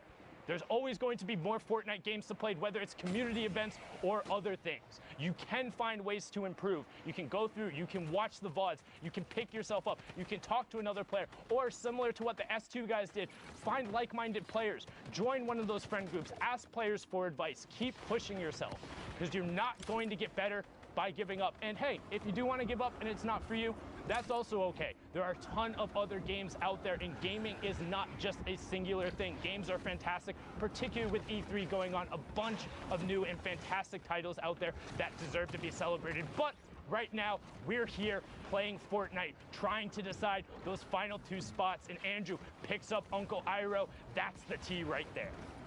I love every time you make that reference. It's so good. It is very, very good. These references are next level. Just to expand a tiny little baby bit on that, you know, we get it. We know it's a very difficult competition. We understand that, you know, it means the world to qualify, and if you don't, it feels like the weight of the world is just on top of you, and you doubt everything, your skill, your ability to play all these things. But we promise you, you are here for a reason. You've made it to the top 3,000 in your respective region because of how incredible at Fortnite and how skilled you are as a player. So keep your head up, keep grinding, keep your head up, keep pushing. I promise, it'll all pay off in the end. Hashtag Fortnite World Cup, man. And Never also, forget. hey, hashtag Fortnite World Cup. What did your improvement look like over the course of the World Cup? Did you get more points? Did you have one of those days that were really good for you? What was your story like? How was it competing in the first open tournament, in the largest open tournament that has been run? Let us know, because we want to hear about it. We want to know what your experience was like, what you liked, and what you didn't like. Give us some of the positives in there so we're able to iterate on all of that stuff. But as we said now, pressure plant going through, geysers going, and Terrainy is extending his shadow form because, as we said, his feet doesn't touch the ground. So that answers the question about what that interaction looks like. The real question is, if he hung out on a zip line, would he still just stay in that fire or shadow form? Who knows? Top 25 placement points are abound, and Terrainy now has priority on the zone. He's going to look back and try and catch all the people who are hot feeding right by, but that is an incredibly tough shot to hit.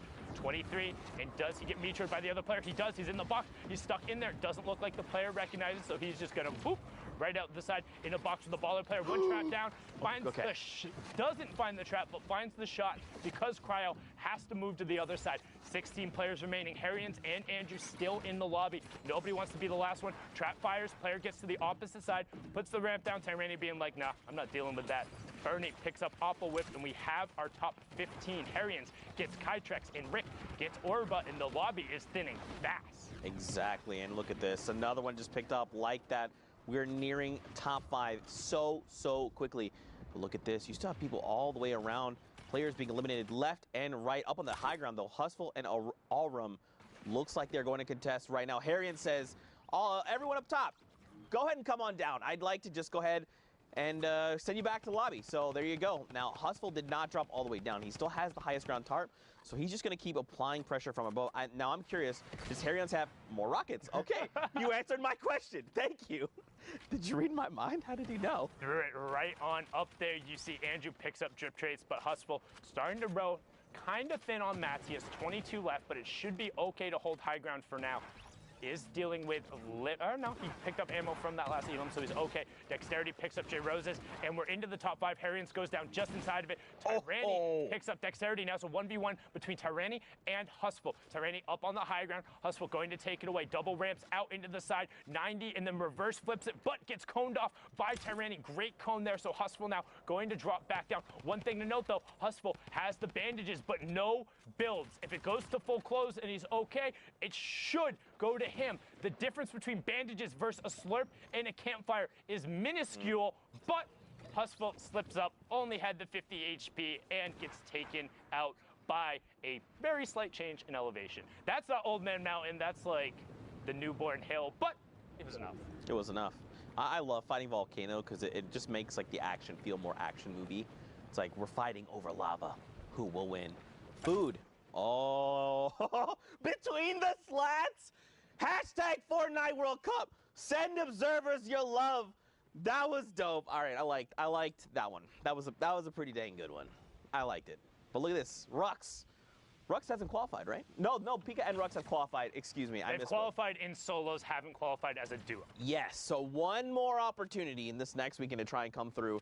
Actually, it will be on the Thursday and Friday, June 20th and 21st, because of those changed times. Also, don't forget those hours have been pushed back, and the prize pools have been doubled for that rescheduling. Again, you can see the qualification spots on the right-hand side. 19 were up for grabs today. 17 have gone down, and 2 more are available here in the West. Who will be able to take one away as Rux begins spraying shots out there, swaps to the combat, gets a 12 and a 9 tag there, so knows the player is on whites but won't be able to find it. Instead, gets mitts with a little bit of help from the storm. Man, another dense lobby. Now keep in mind, we're coming, the circle is already moving. The storm circle is already moving. We're getting closer to that Storm Circle 6. Rux here, a little bit of a tough spot. He's going to go ahead and get that launch pad, get himself out of dodge, and begin his rotation.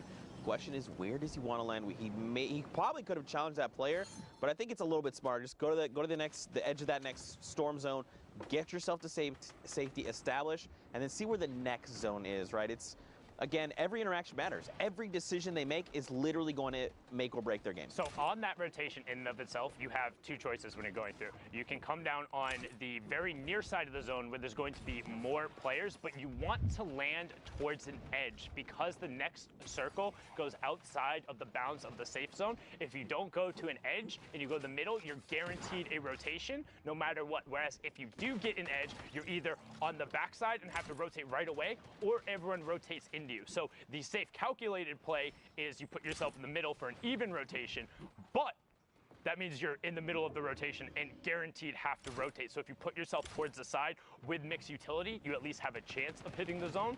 But then on the flip side, if it goes back to the opposite side, it's really rough.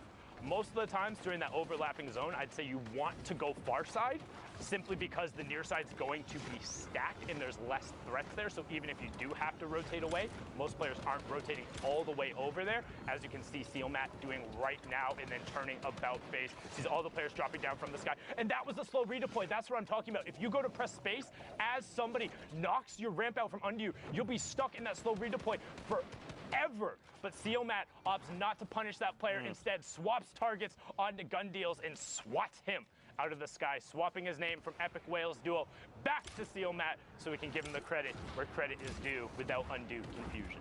Dang it, you literally stole my joke. I was going to say, man, I'm so happy to see that Sealmat has changed his name from Epic Whales Duo to his real name so we can give him the credit.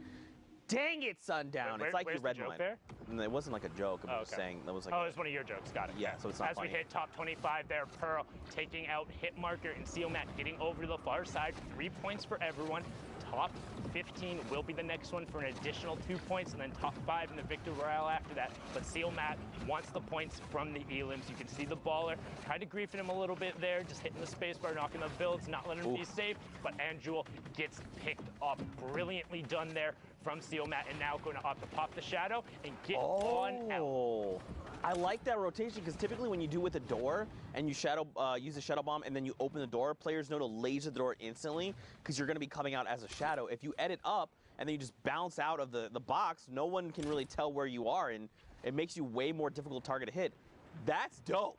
Adapting, man, like we said, everyday people pushing the limit. But now we got Buphack up on the high ground. Boombo in combat shotgun, sitting on full draw right now, has an explosive shotgun round ready to go in case anybody gets greeted by it. Sees the shadow player, not able to find the first hit. Baller right next to him, just pickaxe him. That works too. You can send him on down, but he's going to be able to catch himself.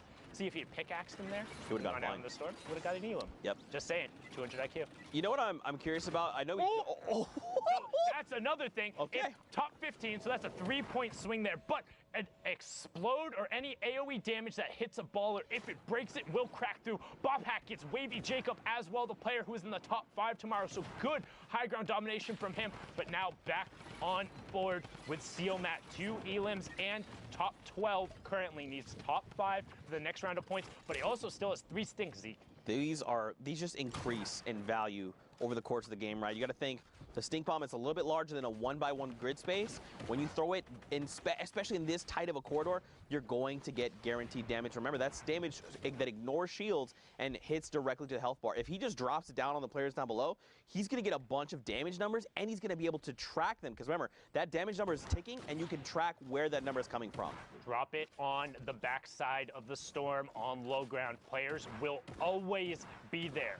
Always, no matter what. But right now you can see he's only on the 31 builds, trying to find a little bit of room to navigate. Finds a big pot, knows there's a player over on the side. This is when you should be using those stinks. They are going to get to a critical point where you will have no more area to get it. But Sealmat says, I know better. I'm going to stick to that combat shotgun. Top 5, top 4 now as Pearl gets end picks. Pearl on the high ground. Bobhack on the tarp beneath. Sealmat now on the mid tarp. So now Bobhack on ultimate low. And there it is. Drop down the stink. Drop down a rocket as well. Sealmat got the last up. Bobhack, that's the wrong way. Flint knocks out into the storm. Sealmat should just drop another stink on the low ground. Oh no! He put it in his box! He put it in his own box! Oh my back. So Fetty got the tick over onto it because he was the last one who tagged him forever ago. Pearl got the tick as well. 17 Was points for is Pearl, good. but that's rough. devastating. You know what? That's just one of those ones where you wake up in the morning and you're like, yep, it was just right before lift up the covers. You smelt it, you dealt it. Real rough there, taking yourself out. Not about the Dutch oven there, but hopping into the next match. Tracer, Lior, Poser, Kicks, all over by Pleasant Park. You have Doten in the corner, and Tracer has a nice little loadout, 6 shadows with the combat. Also has a tower built up, so might have a little bit of extra resources underneath, and has priority rotation on the zone. You can see right on the edge of the Pleasant Park circle. Yeah, I mean, right now, at this point, he can just look to gatekeep players as they're trying to get themselves into safety. I want to see, though, yeah, okay, I was going to say, I want to see like a wide shot. I want to see more of what's going on here in Pleasant Park. A lot of players are on that outside edge, and they need to start making their way in. We've already had, you can tell, right? There's players that have already established themselves in this new safe zone. Now it's about everyone else. How do they get in? Are their rotations safe? Do they have long rotations? Does someone around them have a potential launch pad or rift that they could use? Do they have that utility? So many possible decisions. Look at that. Choi, he was flying in the air and just gets ripped to shreds. He's not been eliminated, not yet, but he is in definite critical condition. Bolt Johnny, they're going to be picked off in 38th place. Rough, not the worst, but rough for sure. That's pretty bad. It's pretty bad. That's pretty bad. I'm not in terms of like, oh, getting to 38th is bad, but playing 18 minutes or whatever in a game to get to the 5th circle and then being dropped out before placement points doesn't feel good as a player. Tracer now popping the shadow, going to opt to try and find a little bit of room. You can see, again, the players gravitate more towards the outside of this 5th circle. Gradient Bricks picks up last live. Tracer hitting the tree to get a little bit more, sitting on 5 elims and 5 smoke bombs. And now, while you're towards the outside of the circle, everyone on the eastern side of Pleasant now has priority on that zone, and players are going to have to go past. 35 players left. You can see everyone playing safe, playing dense. Nobody wants to get picked off right here. We've talked about it before. The placement threshold is kind of the barrier. Like, hey, was this an acceptable game? You can't spend this much time in a match and not get placement points. And here we go, man. Circle has started moving. Again, guys, every interaction matters. This is their last opportunity, the last few games they have on the server. Probably like about an hour left in queue time. Becca, can you help me out? Boom, 105 minutes. Thanks, Becca. 105 minutes? Wait, what did is that really, what I said? Zeke? An hour and 5 minutes. Really? Ah! Wow. Anyway, all right. Yeah, 34 players. Right back. No, Becca, take that away. Remove the graphic. Becca, remove the Fortnite graphic. World Cup. Can Zeke do math? The answer is no. The answer is no. Yes, we're not friends anymore. Now, Tracer here turns and picks up Pocket. And Sino gets Jarvis as well. The South Korean player taking him down there, representing from South Korea, as I said, from the Asia region, playing in Canada. Currently had a nice little Canadian flag there on his Twitter account. Yeah, I was trying to figure out, but I know he'd been asking, doing everything they can to try and get one of the solo spots there. You can see Sino in the bottom left, Persecute also in the lobby, Vide in the lobby, Fate Yonder, Wheels, Thai Tanks, TXG Temple, Dordon, Kaz, Coral, so many players has qualifying for the Fortnite World Cup creative side with one of the sickest trick shots during Ninja's thing, still into the top 25. So 3 points for everyone in the lobby. And Kaz goes down right there, a little bit of a caster curse. I apologize, but he did get his flu shot, so not gonna end up being sick. Kefu picks up Doten. Spook does get his shadow canceled, immediately gonna 90 up, box himself up and over, and he says, nah, I'm gonna pop another shadow and get out of dodge. This is risky. Needs to avoid getting metroed here, and he does. Puts enough space between him to get back over the backside of the zone. Nobody expects the reflank with the shadow. You expect him on the far side not to come back to the near, but Spook can't convert as Vide. Oh, as I say that, he drops down and chases Persecute. That's a 3-point swing, as that even pushes us into the top 15. Now, top 5 is the next threshold, and this is where we're going to see players play a little more defensively. They want to hit top 5. Those extra 2 points are so crucial. Spook here doing his best impersonation of a spooky ghost walking around that shadow bomb. He's going to find a player, a 36. It is a headshot, but not a ton of damage. And look, he's got there in the pyramid. They're trying to keep himself safe. He does get the ramp, and the players, they're just trying to abandon. They're like, no, no, no. I need to get myself to safety. I need to survive. Kefka going down in the top left to Yonder. Cherish Reality just going to get ripped to shreds. 3 eliminations for Spook. And then Rocket, he's looking to fracture it all, Sundown. Oh, but he finds the player in the shadow form. Can he follow up on it? What? Wait, what? I didn't. Literally, I heard the audio cue as he turned and built. That was inhuman from Spook to be able to get that there. Sino picks up Dordan, and we're getting closer to that top 5. And one thing to note, once players hit the top 15, it's a little bit like, okay, I got my 5 placement points. I can kind of press it. This is a relatively successful game either way. And Synergy kicks on the high ground. 2 big pots, Shadow Bomb and a Rift. Little less valuable, but it's all about the rockets and the combat. He's going to start working top down and looking for those aim down sight shots, holding his hard right hand, waterfalling another level, only about 3 or 4 up, and now he's going to start looking for shots. And this is the first, and sees 2 people get blown up. Leo and Yonder get blown up by Sinu and Ty Tanks, and we have our top 5. 7 points for everyone in the lobby, and Kix is trying to go to work. This player holding him off, using the turbo build to just hold that box, and Kix says, okay, you can have it. I'm going up 1 more. He does have a single RPG. He could just bring everything down or just save it and try to get a cheeky angle and just level everything down below. Now, keep in mind, he's got a great angle. He immediately just destroys that player there. They're going to just back to lobby. Good day, friend. Sinu there picked up as well. So who's left? I 3-box me or wide shot me. The Rocket gonna come in. That's Ty Tanks. Oh my God. Okay, who's down below? Who's still left? I think he actually got a shield tag with that RPG. I assume this player is tagged out. That's why he's just playing defensively. It was Spook. No, but he did get a shield shot. Spook tried to be a spooky ghost there, but no, a Flankerinos. Synergy kicks him out to the lobby, gets the victory royale, and closes that match out. Well done from him there, and just look at the run away from Pleasant. We pretty much head in a straight line there, but the action doesn't stop. 47 players here. You see Zucchini and Nico over here as well. And look in the bottom right-hand corner. We're over by Lonely, but look at the number of players who are in that next safe zone. There's only about 4 or 5 on the edge, and the other 40 players are going to have a long rotation over there. That's a lot of open space. Yeah, we need either community launch pads, community rifts, shadow bombs, whatever it is. Ballers, just get yourself to safety. Now is the time to go. Nico, look at this. Rift to go, slurps, half shields. He's ready. He's got no elims. He's trying to look. He's saying, I've got time. I'll mess with this player. Sky Virus. Unfortunately, not the T Virus. Gonna get eliminated there.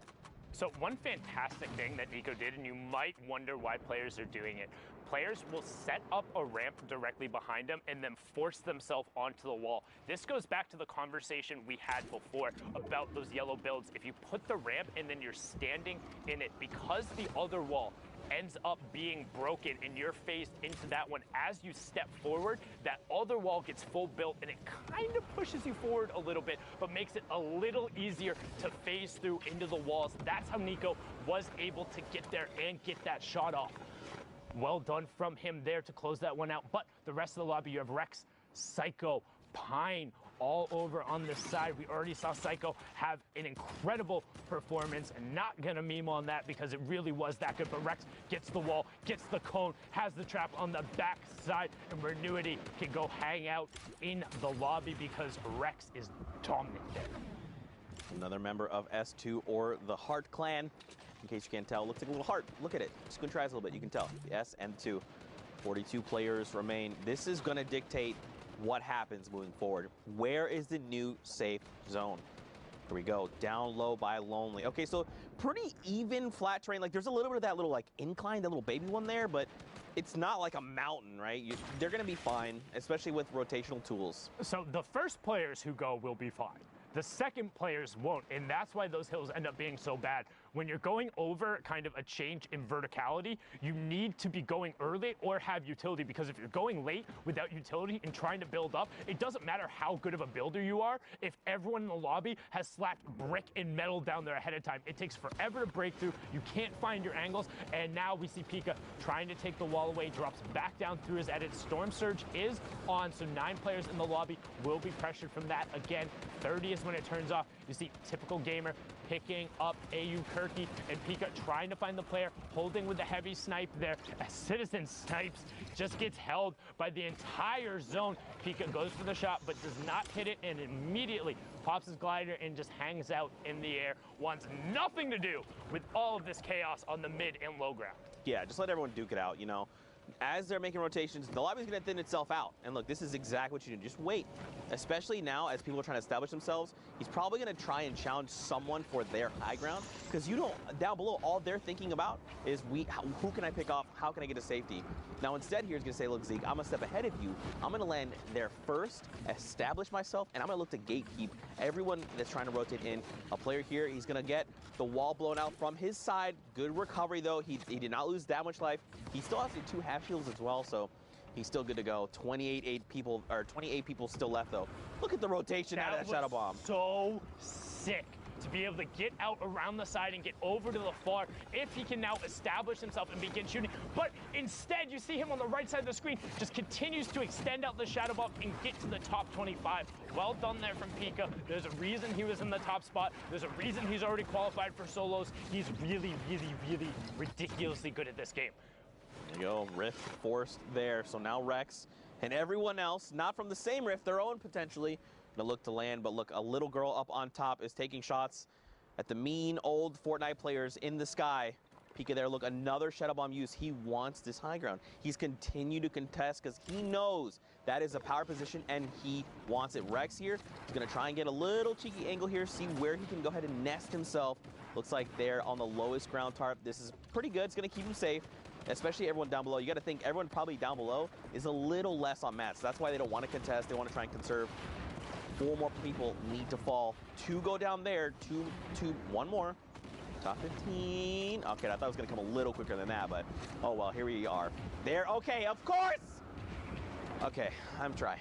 I did my best. Anyway here. And it was a little girl picking up Timber Skelty, the player from Mexico there, and we're into that top 15, as you said. And additionally, too, there were a lot of top 10 players who were in this, players who last time we checked the leaderboard are up there right away. You can see Rex and Domo in there. CJ was in the lobby. A little girl pushes in and will pick up an Elam. Rex puts both the straps on the side. 1, 2, and typical gamer gets taken down. He was on a spree of himself, but Rex says, don't you know who I am? I know who you are, but it's time you learn my name. Brilliantly done there from him. Well, he's got a big galaxy brain and tiny little arms, but Pika is up on the high ground there. He's going to go ahead and try and contest. Fisco, I believe, is the way you would say that name. Now, Pika having a little bit of difficulty, but keep in mind, he's got the 8 builds. That's why he's not trying to get crazy beyond fast. Decimated, but Night Slayer says, I am the Pika Slayer. Go back to lobby, friends. And look at this. Fisco's like, oh, did something happen? I guess I'm just going to drop back down. Everyone down below, everyone okay? Yeah, I'm good. Night Slayer showing off his Earth type right there now as Rex continues working on the mid-tarp, does put down the first campfire, trying to get as much effective HP as he can. Will top off to 100 right before the storm that comes through. Finds the first shot. Can he connect afterward? And he does. That was Night Slayer right after he took out Domo. So now Rex on the low ground sends a player down. 1, 2, but Fisco catches himself right after. Fisco in your top right, Rex in your bottom right. 70 builds to 32. Fisco is going for an early campfire. He committed. No! Why would you stop it? Oh, no. And so he stopped it because he saw that Rex was on the low ground and continued going through. So even if he had gotten it, he wouldn't have had the health advantage. But now the circle is closed. Rex just needs to hang out. He saw Fisco do it early, and he gets some. Rex had tagged him forever ago with it, pushing himself up to 39 points there. 19 from that match. Brilliantly done from Rex, but we're going to throw it on over to Dr. Lupo, who's in the studio. Gentlemen, thank you. Legend has it there are a few things louder than the shriek of Zeke. But I will say the show and the shots from a lot of these players in NA West also standing out pretty loud, if I do say so myself. Speaking of which, we're going to take a quick look at the current NA West standings. So I'm going to now pivot and walk over to the board because that's what it says in the script. No, for real, NA West still going very, very deep right now. A lot of players competing for this top set of positions. Pika still holding it out all the way at the top there, 59 points. Only 4 games played. I think he's playing a different version of Fortnite compared to everybody else. Symmetrical, Deuces, Sparl, Jarvis, Arkham, a ton of players, Harrians that we've seen over the course of the entire day so far from NA West. But I want to take 2 seconds real quick and look specifically at Symmetrical. 5 games played, 3 victory royales. Here's what's shown up so far. This is scary consistency minus this outlier number 3 there. But if you look in the bottom right, placement has been huge thus far. 70% of the 50 points that he's earned up until now. It's crazy. It's a spread like we have not typically seen. Usually we see closer to 40-60 or even a 50-50 down the line. But like I said, 5 games left, still Symmetrical on a solid push. See if he can maintain that top 1, 2, 3 position. You have to remember, if Pika does maintain number 1, he's already qualified. So those 2 positions for NA West shift down just one bump. A lot of competition still out there. This is the last week for solos across the board. This is the last set of games for the last region. Before we get to those, we got to take a quick 5-minute break. So don't go anywhere. We'll be right back to cast this thing and knock out the rest of the weekend. See you in a bit. Zeke, this is it. This is the last chance, all right? People need to know about this block party, all right? This is your last opportunity to get them involved, to get them hyped. Zeke, everyone's gonna be there, all right? DJ Zeke's gonna be there. DJ Sundown's gonna be there. Everyone's gonna be there, all right? The people are waiting. All right. You know what, man? I'm DJ Zeke. I don't need no card. But what you need to do is buy your tickets to the block party. Tickets are only $35, Fortnite fam. Listen, all right? June 15th, 16th at the LA Forum. Day 1, Creative Showdown. Listen, all right? Team Evolve built an incredible map. Spoiler alert, it's dope. Day 2, Celebrity Pro-Am. 50 pro gamers, 50 celebrities, all battling out for a $3 million charity prize pool. What more do you want? What more do you need? Fortnite fam, you need to be there because we are ready to party with you. Bam! Heyo Fortnite fam, Sundown here, and today we're going to talk a little bit about the Flintlock pistol and its impact on competitive play. The Flintlock pistol is a great addition. Sometimes it'll just change the course of a fight. The things you can do is insane. You can get height with it. It shoots pretty far. You can almost use it as an AR at the beginning game just to get one shot. It'll hit for like 80, 90 in the body. And this is looking really good for Horrify, but the Flintlock is going to get the high ground. Nikiva, such a smart player. The Flintlock is a common and uncommon weapon that uses heavy ammunition. It does 86 or 90 damage depending on rarity, and it has a 2 times headshot multiplier. This means that outside of a sniper rifle, it has the highest single shot damage potential in the game. However, the Flintlock only allows for 1 shot at a time, has pretty decent damage fall off, and also takes 3 seconds to reload. In addition to all of this, the Flintlock also has a mobility component to it. When fired, it will impulse the shooter backwards, and if the bullet strikes a target, it will impulse the target away from the shooter. This can allow for some tricky plays to be made. Player there, runs out into the storm, jump, turn, finds him, yeah! We've seen a decent amount of use out of the Flintlock during the Fortnite World Cup online open qualifiers. So let's hear from some of the qualified players to get their opinion on its addition to the game. If I'm low on HP and I have to choose one weapon, it will be this one. You can actually like kill someone from 200 HP to 0 without taking any shots. And it's also really good for competitive play because if you're high ground or if you want to get away from a situation, the Flintlock, when you use it, it knocks you some distance so you can get away or you can get high ground over someone. I think it just adds a lot of like different plays you can make with it. I think it's good. I personally really like the Flintlock. I think it's a really good weapon. I think it's a really, really strong weapon in the right hands. You need to know how to use it and you need to base your whole game around it if you want to use it right. It's just the kind of weapon we need more. I definitely think it's one of the better things that have been added skill-wise. I like that it's so versatile. I really like it competitive. Definitely deserves a spot in here. Thanks for watching, and hopefully you saw how the Flintlock can be utilized in the right hands. What is the best Flintlock play you've done or seen? Share it with us using the hashtag Fortnite World Cup, and we'll be seeing you guys on the battle bus, or maybe Flintlocking through the air.